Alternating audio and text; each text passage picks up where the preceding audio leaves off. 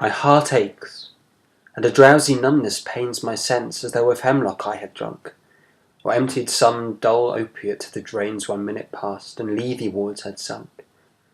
'Tis not through envy of thy happy lot, but being too happy in thy happiness, that thou, like winged dryad of the trees, in some melodious plot of beech and green, and shadows numberless, singest of summer in full-throated ease.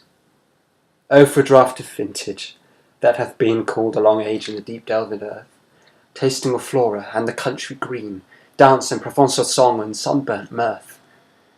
O for a beaker full of the warm south, full of the true, the blushful hippocrene, with beaded bubbles winking at the brim and purple stained mouth, that I might drink and leave the world unseen, and with thee fade away into the forest dim.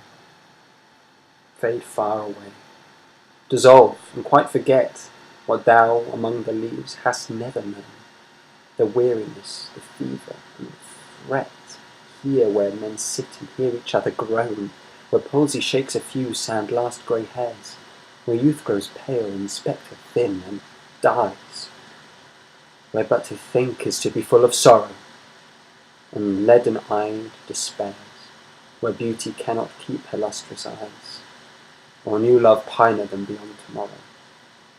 Away, away, for I will fly to thee, not charioted by Bacchus and his pards, but on the viewless wings of poesy. Though the dull brain perplexes and retards, already with thee, tender is the night, and haply the queen moon is on her throne, clustered round by all her starry fays.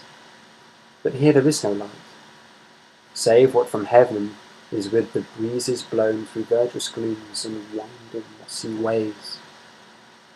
I cannot see what flowers are at my feet, nor what soft incense hangs upon the boughs, but in embalmed darkness guess each sweet wherewith the seasonable month endows the grass, the thicket, and the fruit tree wild.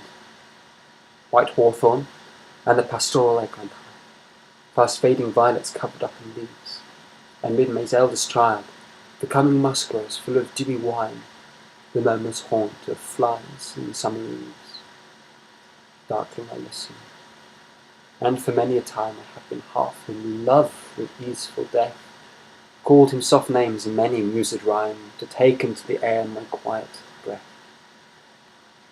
Now more than ever seems it rich to die, to cease upon the midnight with no pain, while thou art pouring forth thy soul abroad in such an ecstasy.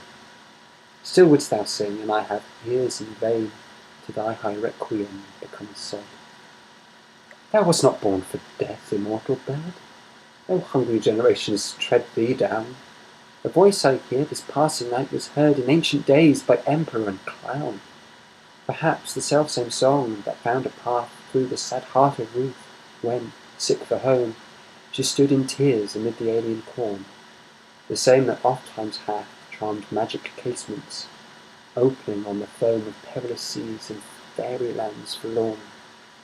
Forlorn! The very word is like a bell to toll me back from thee to my soul's self. Adieu! The fancy cannot cheat so well as she is famed to do, deceiving elf. Adieu, adieu! Thy plaintive anthem fades past the near meadows, over the still stream, up the hillside, and now 'tis buried deep in the next valley glades. Was it a vision, or a waking dream? Fled is that music. Do I wake or sleep?